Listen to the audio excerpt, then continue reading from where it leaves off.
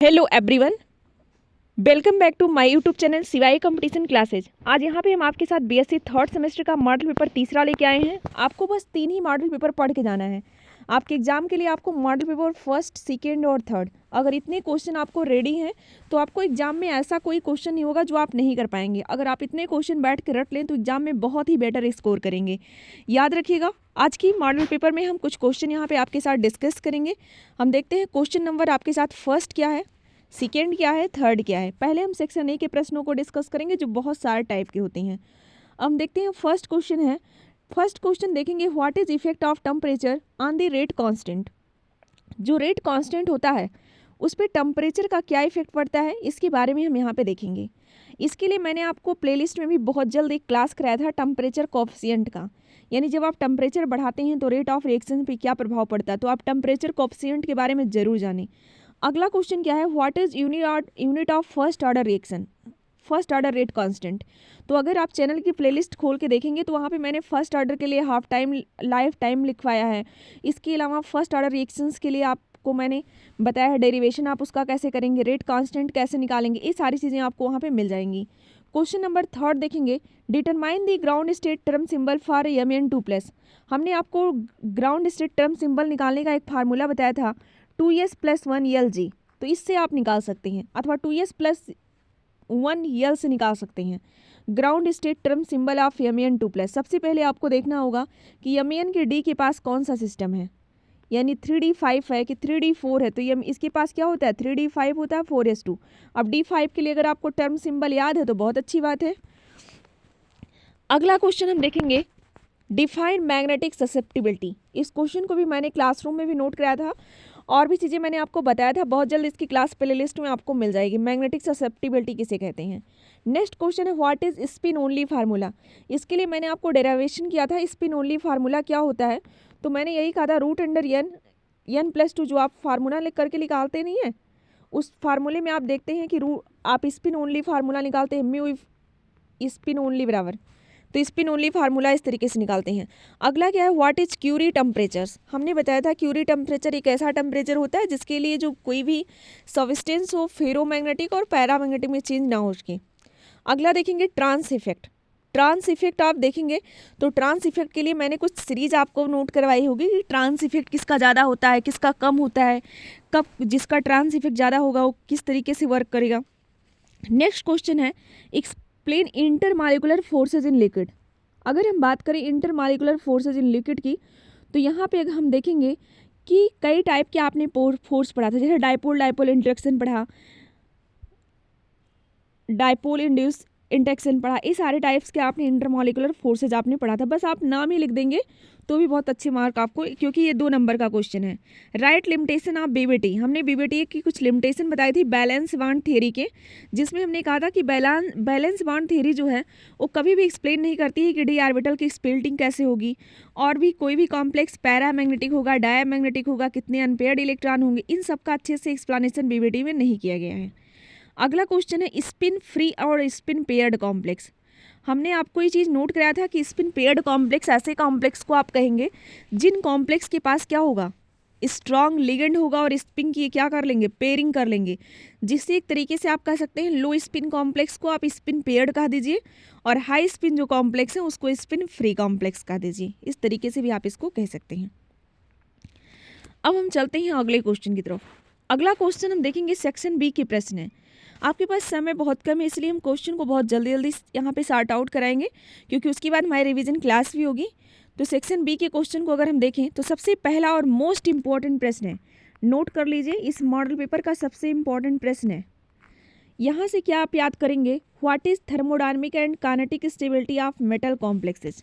तो हमने आपको बताया ना, उसको आप सॉर्ट आउट करके लिखिएगा, थर्मोडायनामिक स्टेबिलिटी क्या है, काइनेटिक स्टेबिलिटी क्या है, और इसके साथ साथ एक चीज़ आपको और याद रखना है कि कौन कौन से फैक्टर हैं जो इस स्टेबिलिटी को अफेक्ट करते हैं। 2-4 फैक्टर आप लोग याद करेंगे ना वहाँ से। और मैंने रिलेशन भी आपको बताया था कि किस तरीके से आप रिलेशंस निकालते हैं डिफरेंट टाइप्स में, स्टेबिलिटी में रिलेशन भी आपको बताया गया है। अगला है, explain type of liquid crystals.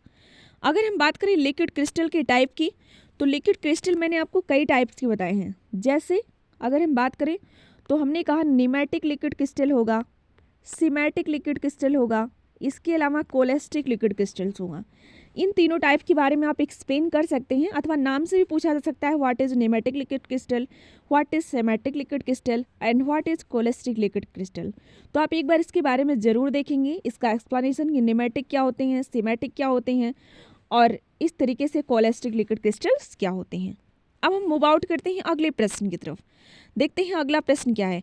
अपने लिए एक टारगेट फिक्स करिए और पूरा दिन उस टारगेट को अचीव करने में लगाइए। आप सोचिए कि आज का मेरा टारगेट क्या था, कितने प्रश्नों को हमें याद करना था।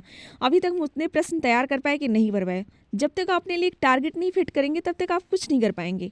इसी तरीके से आप टारगेट फिक्स करिए कि हमें रोज़ मॉर्निंग में सुबह 4 से 6 AM तक हमें केमिस्ट्री पढ़ना है, फिर हमें इवनिंग में 4 से 6 तक केमिस्ट्री पढ़ना है।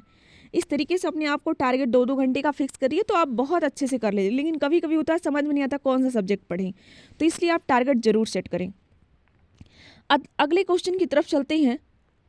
Explain compressibility factors. Explain compressibility factors का मतलब क्या है? जैसे आपने जब पढ़ा था ना गैसेज, जो आइडियल गैसेज में डेविएशन पढ़ा, रियल गैसेज से थोड़ा सा डेविएशन किस तरीके से आप आ रहे थे, तो वहाँ पे मैंने कंप्रेसिबिलिटी फैक्टर्स बताया था किस तरीके से कंप्रेसिबिलिटी फैक्टर घटेगा बढ़ेगा, जहाँ पे हमने कंप्रेसिबिलिटी फैक्टर को जेड से डिनोट किया था। अगला explain the electronic spectra of titanium S2O6+। कुछ नहीं करना है, देखो सबसे पहले क्या करना है, इसमें डी के इलेक्ट्रॉन निकाल देना है, किसमें डी में कितने इलेक्ट्रॉन हैं। और जब आपको पता चल जाए, जैसे अगर इसमें क्या है, हम कह दें इसमें 3D2 है, 4S2 है, इस तरीके से अगर है तो आपको पता चल गया D2 है, तो D2 के लिए आपको टर्म सिंबल निकालना बताया गया है। टर्म सिंबल निकालने के बाद आप इसका आर्गल डायग्राम ड्रा कर दीजिए। हमने कहा अगर टर्म सिंबल F का आएगा तो 3 बनाएंगे, एक T2G, T1G और A1G, इस तरीके से आप 3 बनाएंगे यहाँ पे डायग्राम। इस तरीके से इसका इलेक्ट्रॉनिक स्पेक्ट्रा निकालेंगे।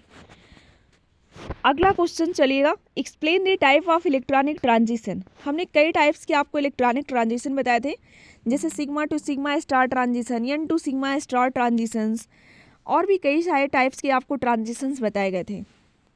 Explain charge transfer spectra. Charge transfer spectra में आपने क्या पढ़ा, MLCT पढ़ा, LMCT पढ़ा, हाइपर बैलेंस चार्ज ट्रांसफर पढ़ा, ये सारे स्पेक्ट्रा आपने वहाँ पे पढ़ा था।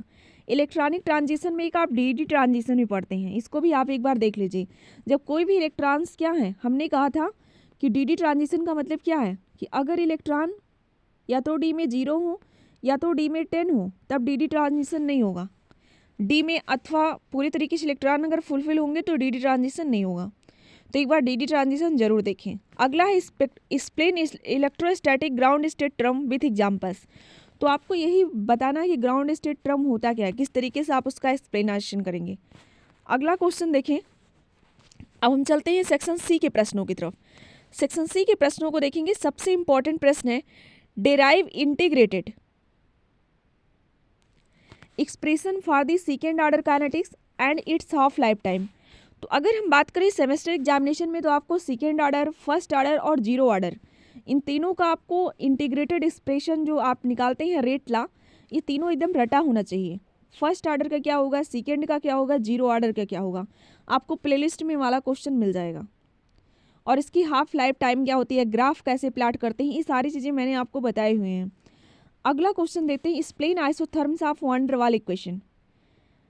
कि वैन डर वाल इक्वेशन के लिए आप आइसोथर्म कैसे बनाते हैं, इस क्वेश्चन को आप यहाँ पे देखेंगे। जैसे PB आइसोथर्म आपको बताया गया ना कि वैन डर वाल के लिए PB आइसोथर्म आपके सिलेबस में होगा। अगले क्वेश्चन की तरफ हम मूव आउट करते हैं। Explain substitution reaction in square planar complex. कोई भी स्क्वायर प्लेनर कॉम्प्लेक्स में सब्स्टिट्यूशन रिएक्शंस को आप कैसे बताएंगे।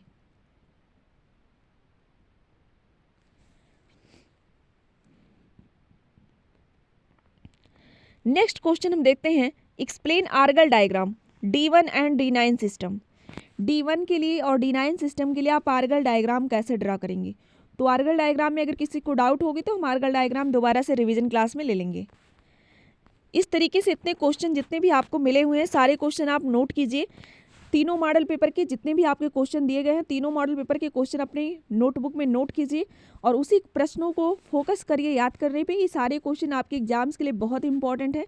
किसी को अगर किसी क्वेश्चन में कोई डाउट्स है तो प्लीज़ आप लोग हमें ज़रूर बताइएगा। हम आपसे मिलेंगे नेक्स्ट टॉपिक के साथ। Thanks for watching all of you for join us our session. Thank you.